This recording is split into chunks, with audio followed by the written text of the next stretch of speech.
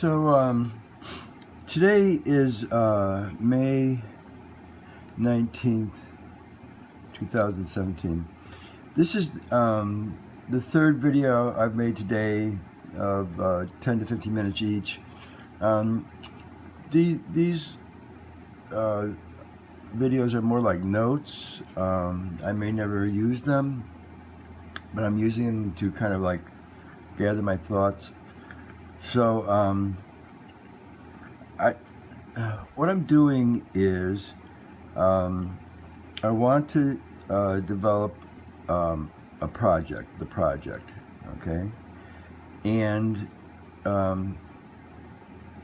in order to create and implement the project, I want to gather a team, recruit a team. And in order to recruit the team, I want to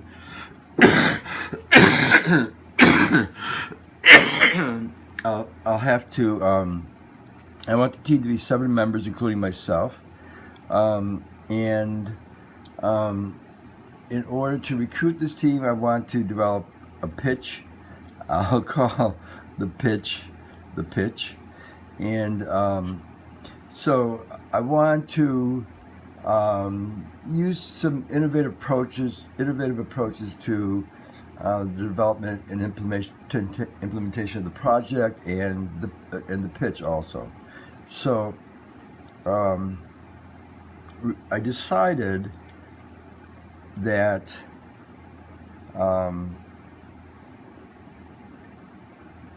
in order to stay on track and move ahead, I want to commit myself to start doing live streams, okay? So these 3 videos from today are kind of notes for a live stream video I want to do tomorrow morning, which will be Saturday. And I want every I want every Saturday at 12 noon to spend an hour on this project. And if I can recruit the other 6 members of the team, then some of us can meet in my basement here, and some of them can be involved through video conferencing. So as I continued with these notes to lay out my plan, I want to figure out in more detail how I want to proceed. So where I left off was the idea of these pitches, the idea of the first pitch being to myself, and should I fill these other in? Let me. I've been going back and forth on whether to use people's names or not. If in the event they don't want to be involved in the project, maybe they don't want to be identified as having been involved at all.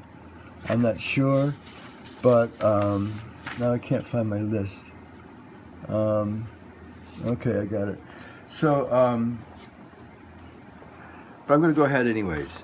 So I'm going to lay out the other people that I want to be on my team, and why.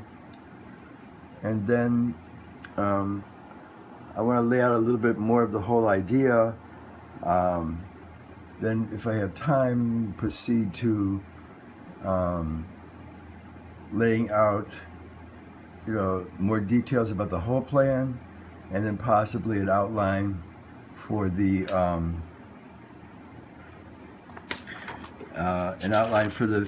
live stream that I'll do tomorrow morning at noon. So, so the other people on the team that I have in mind, I think the next one will be Mark McCrate, Mark McCrate is an engineer, so and he's very very smart, very energetic. He's an entrepreneurial type. So I think that, and I can imagine him getting intrigued by some of the engineering problems involved in trying to fit different functions into one space. This space, I, right? I, I said before that I want to take an existing mall and morph it into a multi-use. Now, I want a term for this: a multi-use development, a multi-use project. It's not going to be a mall anymore. I had a name that I thought I might use for this, and which just escapes you right now. It's not a development. It's not a project. It's a multi-use. It's not a facility. Community is a nice word, but I think that hopefully it will have the feel of a community, but I want something more descriptive of a space. I'll come back to that. So I think that I can appeal to Mark. I want him on the team because he's bright and entrepreneurial, and I might be able to attract him by describing some of the design challenges that will be involved. The next one is Johan. What's Johan's last name? I forget Johan's last name.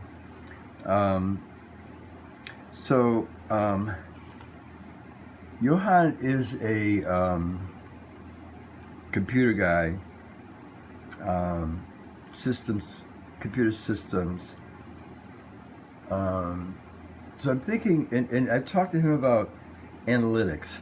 Now, to me, computer analytics is more like social media analytics, like looking at, and this is like my naive impression, looking at a website, seeing how many clicks it got, and the demographics of those who clicked on it, and stuff like that.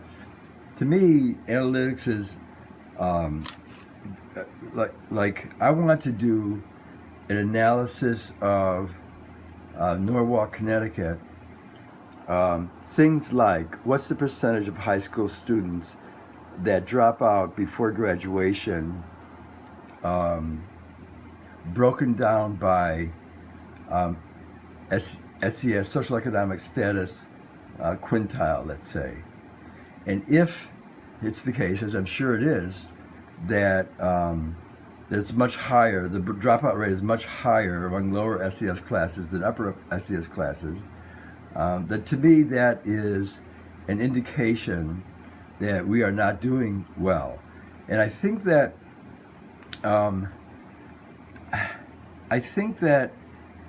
as let me go back a little bit. Let me see. I think that one of the reasons that this kind of innovative, hopefully transformative approach is needed is that I think that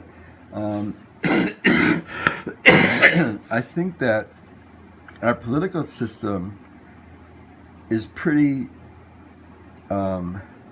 ossified, in the sense that there's this ubiquitous sense of constraint, I think.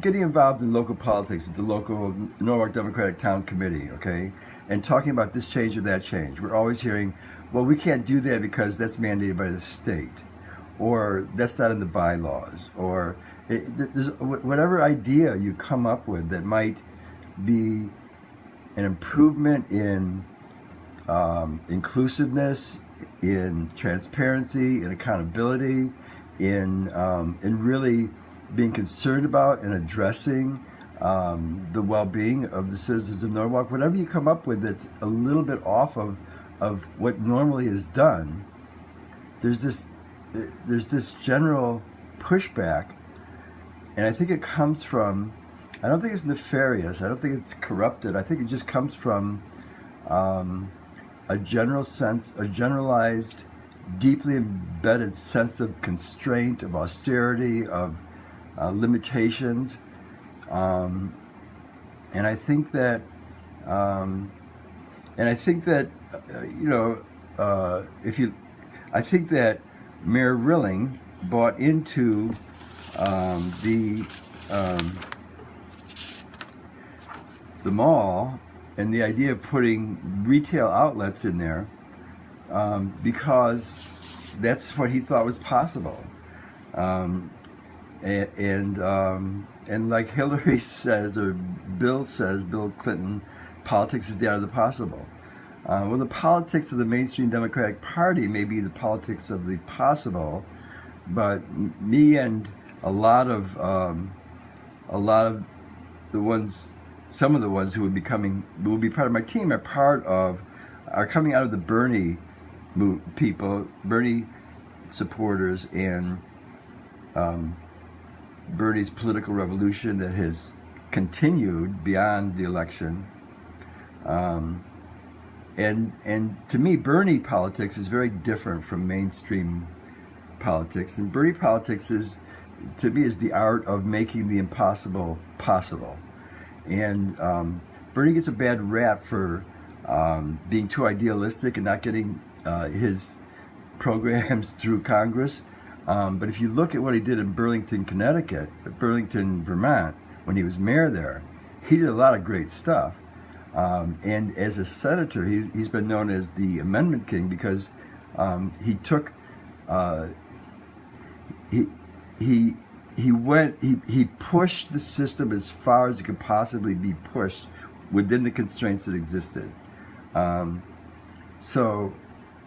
I think we got to do more than that. We've got to push the boundaries. We've got to be innovative. We've got to find new ways of doing things when conventional ways are not getting it done.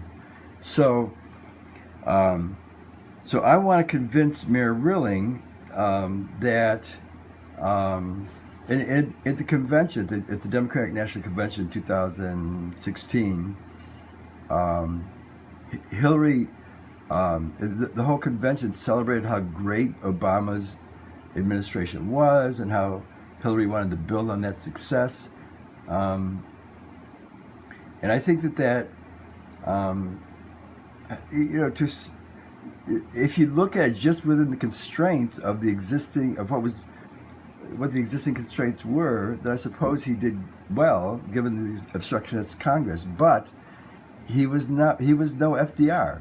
And what we need right now is another FDR. We need a transformative, I don't know, I would say we need a transformative leader like Bernie at the national level, but in the absence of that right now, I'm pushing for the kinds of innovative changes that at the local level that I'd like to see at the national level, the kinds that Bernie brought to Burlington, Vermont, and really innovative thinking and being able to break through these constraints, these conventional constraints.